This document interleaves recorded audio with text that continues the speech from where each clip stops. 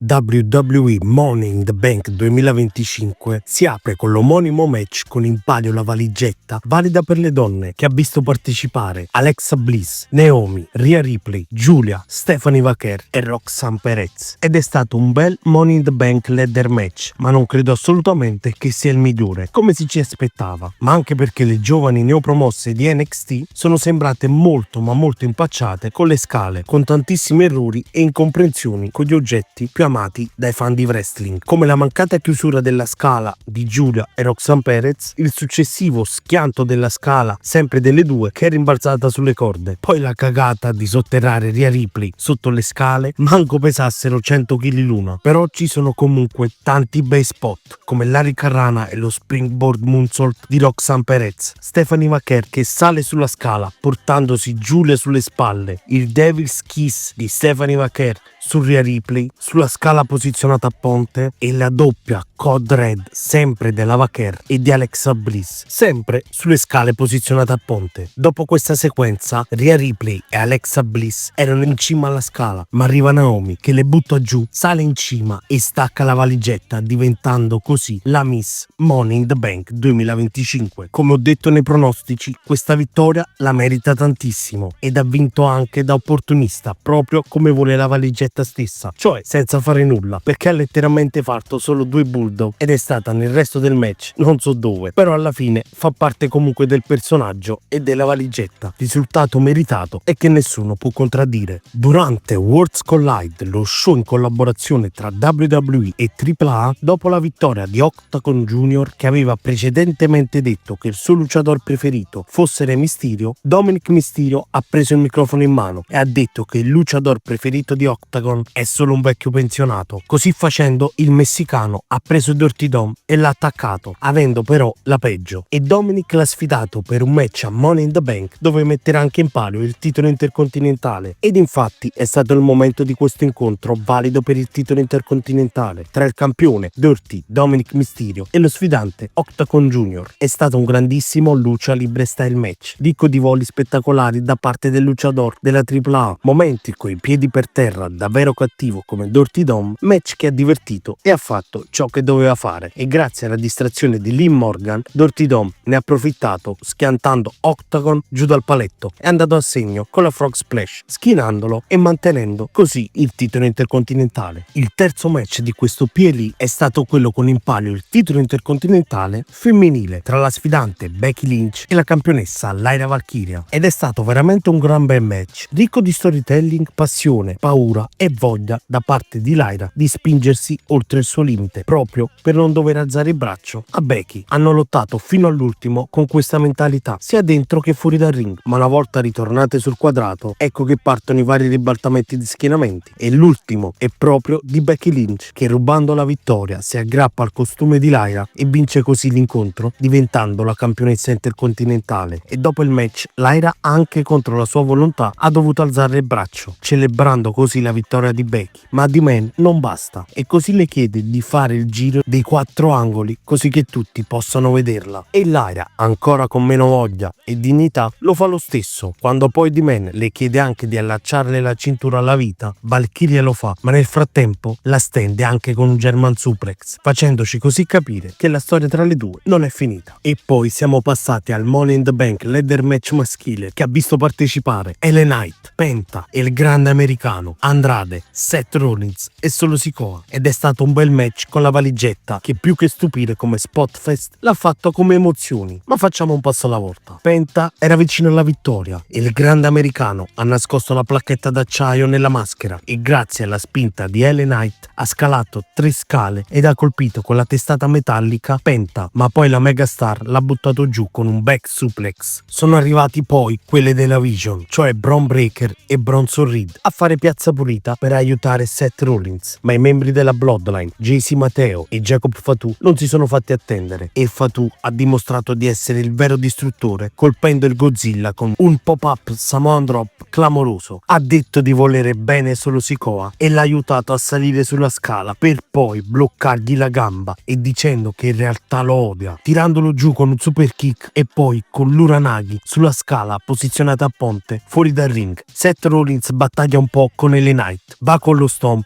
sale indisturbato sulla scala, stacca la valigetta e Seth freaking Rollins è il Mr. Money in the Bank del 2025. Allora vabbè, io capisco che comunque Rollins probabilmente sia l'unico che possa raccontare qualcosa di vero con la valigetta, però perché CM Punk e Sami Zayn non sono proprio intervenuti? Questa è una cosa che penso un po' tutti ci siamo chiesti. Finalmente abbiamo avuto lo split della Bloodline, anche se mi sarebbe piaciuto di più se l'avessero fatto con solo Sikoa che vinceva la valigetta e Jericho poi in futuro gli avrebbe fatto perdere il match titolato, però va più che bene così. Ma che Punk e Zayn non sono arrivati, diciamo che questa cosa va un po' capita. E beh, come se non bastasse, ecco l'annuncio ufficiale: WrestleMania 42 si terrà di nuovo alla Allegiant Stadium di Las Vegas, proprio come l'anno scorso. E siamo arrivati al main event, il tag team match con da una parte il campione del mondo dei pesi massimi Jey Uso e l'American Nightmare Cody Rhodes e dall'altra Logan Paul e il campione WWE John Cena. Ed è stato un match all'inizio noiosissimo, con John Cena che non ha cercato il confronto con Cody, lottando solo con Jey, mentre con l'American Nightmare ci andava Logan Paul. Ma Jey Uso, una volta martorializzato, Cena e Paul iniziano a discutere su chi debba lottare, iniziandosi a spingere l'uno con l'altro, e il tutto ha portato all'hot tag e l'American Nightmare ha fatto piazza pulita, fino a che John Cena non è andato a segno con la Double A, ma Jey ha salvato il suo team dalla sconfitta, e così facendo prima Cena l'ha colpito con la Double A e Cody invece è andato a segno con la Crossroads, e Logan Paul, per aiutare Cena, è finito per colpirlo con la Frog Splash. Il match si è infiammato, Paul ha preso la telecamera dal drone e ci ha dato una bella visuale per il suplex e il successivo Uso Splash. Cena ha scoperchiato i due tavoli dei commentatori, voleva colpire l'American Nightmare con l'Attitude Adjustment, ma Jey ha salvato Cody connettendo la Spear, e poi Logan Paul ha connesso una Sai Moonsault perfetto su Jey Uso sul tavolo dei commentatori. John Cena ha preso la cintura, visto che l'arbitro era distratto, ha colpito Cody Rhodes, ma è arrivato un uomo mascherato per impedire a Cena di vincere, e quell'uomo è stato R-Truth, che si è vendicato di Cena. Crossroads e conto di 3, e a vincere questo tag team match è stato proprio il team di Cody Rhodes e di Jey Uso, match per cui non avevo hype e che non volevo assolutamente vedere, e invece mi ha divertito tantissimo e mi ha emozionato tanto. Ora vorrei solo capire se Truth ha lasciato il comedy o è stata la sua ultima apparizione. Ora dobbiamo solo aspettare per capire. Beh ragazzi, che dire, è stato un PLE bellissimo, non perfetto ma bellissimo. Mi ha divertito tantissimo, le quasi 5 ore sono scivolate una bellezza e non ho nulla da dire se non per il fatto di CM Punk e Sami Zayn, ma questo magari lo capiremo nei prossimi episodi di Raw. Io come sempre vi ringrazio e voglio sapere la vostra qui nei commenti, e vi raccomando di lasciare un like e un commento, di seguirmi su Instagram e TikTok e di iscrivervi qui su YouTube. Noi ci vediamo in un prossimo video. Ciao ragazzi!